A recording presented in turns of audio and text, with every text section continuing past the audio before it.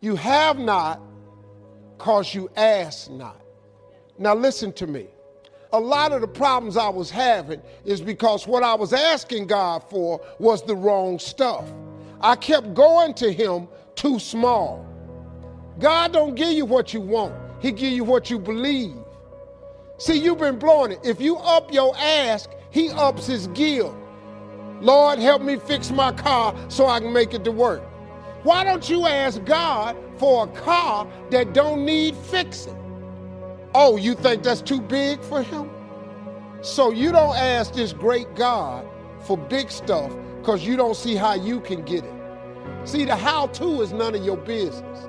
Show me the scripture where he tells you to figure out how to do anything.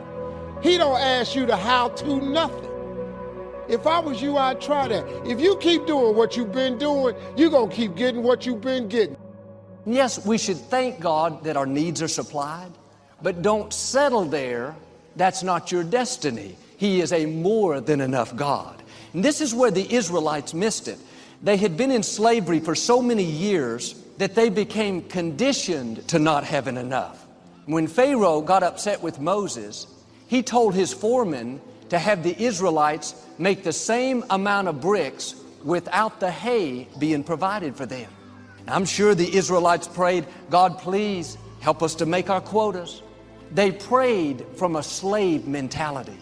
Instead of asking to be free from their oppressors, they were asking to become better slaves. Are you asking today to become a better slave? Are you asking for the abundant, more than enough life that God has for you? Don't pray to get by. Dare to ask big. Ask for what God promised you. Maybe you've gone through a disappointment. Don't pray, God, help me to deal with this loneliness. That's a slave mentality. Turn it around. God, you said you would give me beauty for these ashes, that you would pay me back double for this unfair situation. Or your dream may look impossible. God, you said your blessings would chase me down, that goodness and mercy are following me, that you would give me the desires of my heart. Don't ask God to help you function better in your dysfunction. Ask Him for your dreams. Ask Him for explosive blessings. Ask Him to propel you into your purpose. God can make things happen that you could never make happen. He's already placed abundance in your future. My question is, are you asking big, or are you letting your circumstances, what somebody said, talk you out of it? But when you get this in your spirit, that the God who breathed life into you is a more than enough God, an abundant God, then you'll have this boldness to ask for big things. Not to just pay your bills, but to be totally out of debt so you can be a blessing to others. Jesus was walking through a town, and there were two blind men on the side of the road. Jesus walked over to them and said, "What is it that you want me to do for you?" It's obvious what they needed. They were blind. He wanted to see what they were believing. They could have said, "Jesus, we just need some help out here. We just need a little better place to live." Instead, they asked big. They said, "We want to see. We want our eyes to be open." When Jesus heard their request, He touched their eyes, and instantly they could see. Now, how you answer is going to have a great impact on what God does. Don't say, "God, I just want to make it through this year. God, I don't like my job. Just help me to endure it." That is going to limit your destiny. "God, I want to meet the right person. God, I want to start my own business." Ask for things that even seem impossible. When we ask to become better slaves, that's a sick prayer. God is saying, "I created the whole universe. Don't come to me with a sick prayer, asking me to help you live better in mediocrity, survive another month." No, when you come to me, ask big, knowing that I'm a God of more than enough. He's saying, ask me to show out in your life. Ask me to accelerate your goals. When you ask big, God calls that a healthy prayer. "Well, Joel, I'm just praying that I'll make it through this tough times." Can I say this respectfully? That's a sick prayer. That prayer is depressed. "Well, I'm just praying that I'll learn how to manage this addiction. Mother had it, now I do too." That's a weak prayer. "God, this addiction keeps getting passed down in my family line, but I believe this is a new day, that I will be the one to break the generational curse and start the generational blessing. Ask to be the difference maker. Ask to set a new standard. That's not just being hopeful, just being positive. That's your faith being released. That's what allows God to do great things. No more sick prayers. Take the limits off of God. Ask big. This is what a man did in the scripture by the name of Jabez. His name literally means pain, suffering. Every time someone said, "Hello, Jabez," they were saying, "Hello, trouble." They were prophesying defeat and failure. You can imagine how he could have let that keep him in mediocrity. Despite his rough upbringing, he looked up to the heavens and said, "God, I'm asking you to bless me indeed." And here's a man that was supposed to have trouble, live depressed, defeated, but he shook off the slave mentality. Doesn't matter what people said about me. I know who I am, a child of the Most High God. He went on to say, "God, enlarge my territories. Let me see abundance. Let me see more of your favor."